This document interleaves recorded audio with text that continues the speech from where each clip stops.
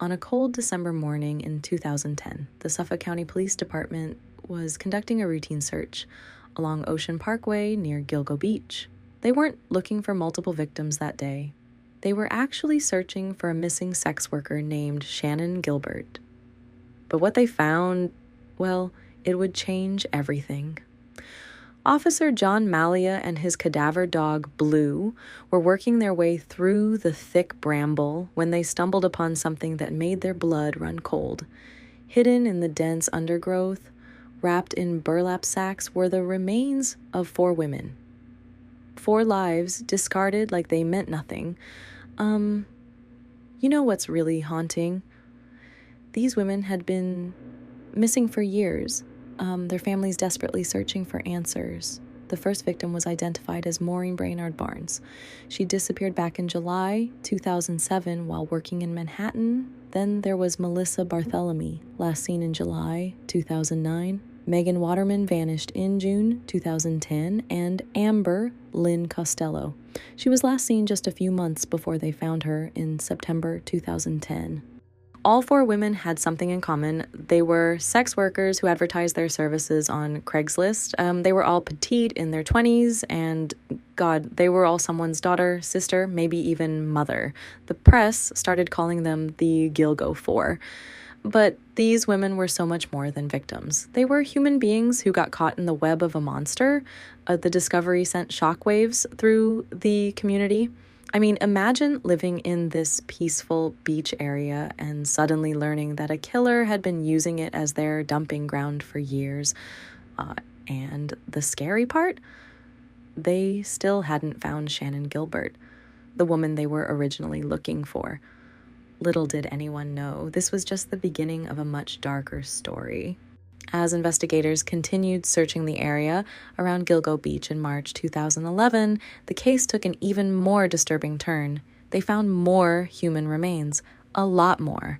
The body count jumped from 4 to 10 in what felt like the blink of an eye, and each discovery was more heartbreaking than the last. Among the newly identified victims was Jessica Taylor.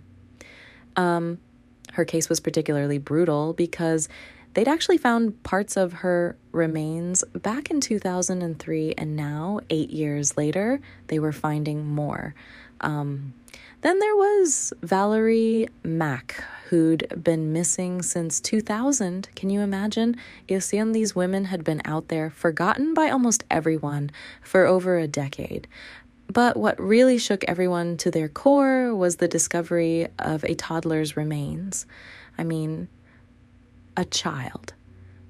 The investigators, who'd been hardened by years of working homicides, they struggled with that one. And the questions it raised were haunting. Was the child connected to one of the other victims, or was this something else entirely? The other remains belonged to 3 more women and, surprisingly, an unidentified male victim. The police couldn't put names to some of these faces. They became known simply as Jane Does and John Doe. It's heartbreaking to think that some of these victims still haven't been identified, that somewhere out there families are still waiting for answers about their missing loved ones. This wasn't just a serial killer case anymore. This stretch of beach had become a dumping ground, a makeshift graveyard for victims who might never have been found if not for that initial search for Shannon Gilbert. And speaking of Shannon, she was still out there somewhere, her disappearance remaining a mystery that would haunt investigators for months to come. For years, this case seemed like it might become one of those that just stays unsolved, the kind that keeps detectives up at night, wondering what they missed.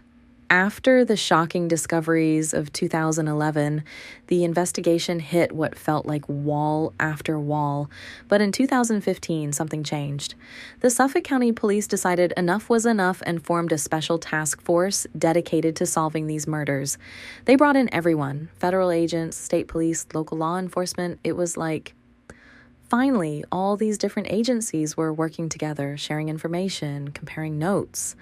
They went back through everything, every piece of evidence, every witness statement, every tiny detail that might have been overlooked.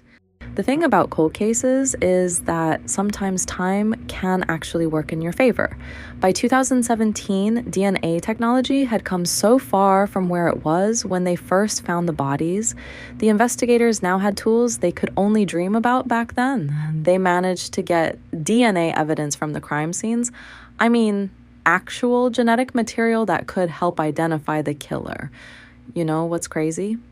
They were dealing with evidence that had been exposed to the elements for years: sand, salt water, weather, everything that could possibly damage DNA. But these new techniques, they were like something out of a sci-fi movie. They could pull DNA information from the tiniest samples, stuff that would have been useless just a few years earlier. Between 2017 and 2020, the investigators were quietly plugging away, running new tests, re-interviewing witnesses, following up on tips that had seemed insignificant before. They started using this thing called forensic genealogy, the same kind of technology that helps people find their long-lost relatives, except they were using it to try to catch a killer.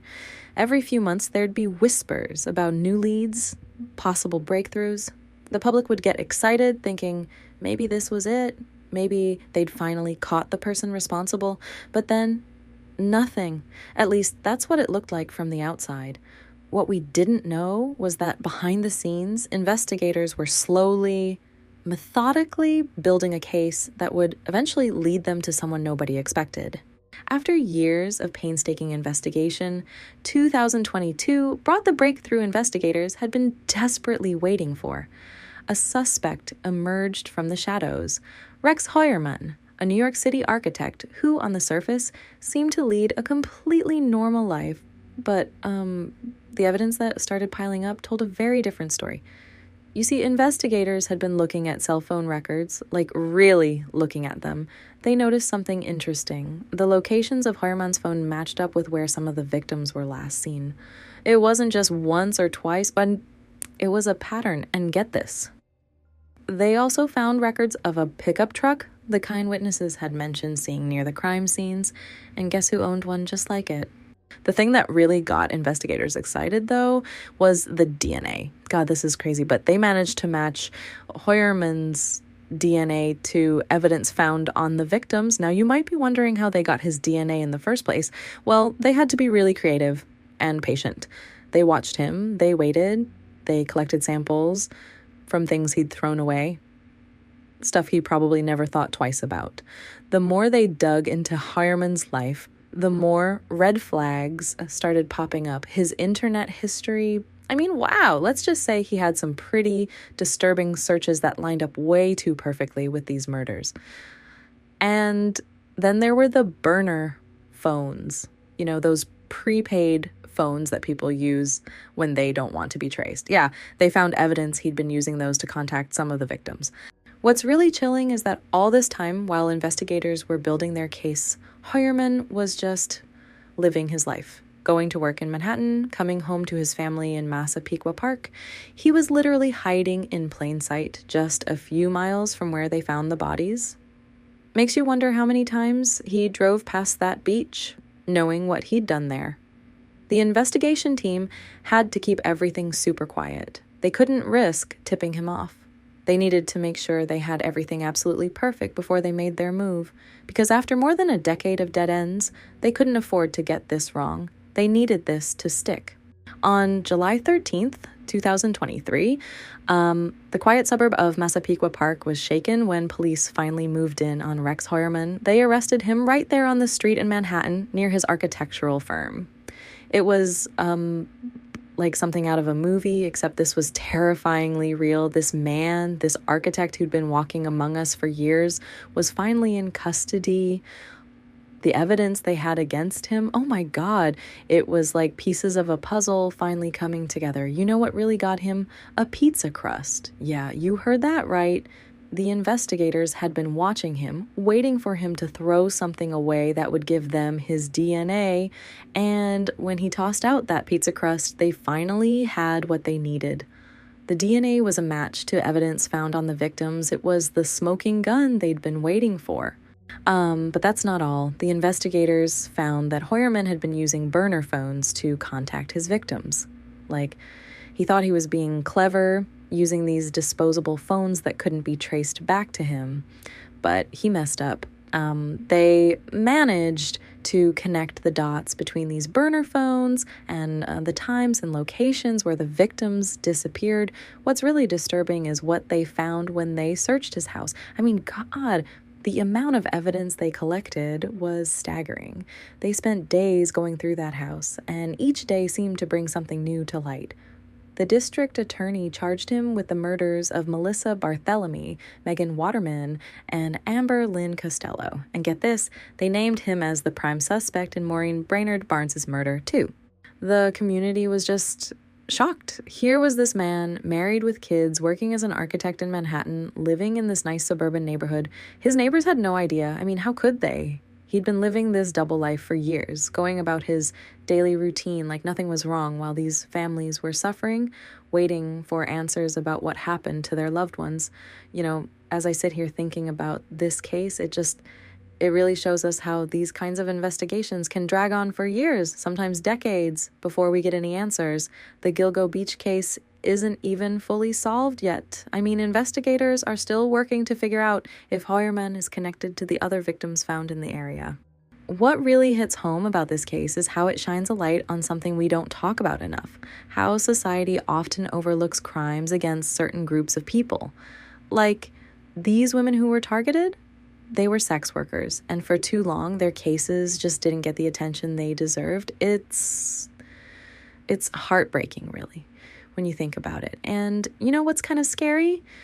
This case probably wouldn't have even started if police hadn't been looking for Shannan Gilbert. It makes you wonder how many other cases are out there just waiting to be discovered, waiting for someone to care enough to look deeper. But maybe, just maybe, this case will change things. Maybe it'll help us remember that every victim deserves the same attention, the same dedication to finding justice, no matter who they are or what they did for a living, because at the end of the day, these were daughters, sisters, friends, real people whose lives mattered.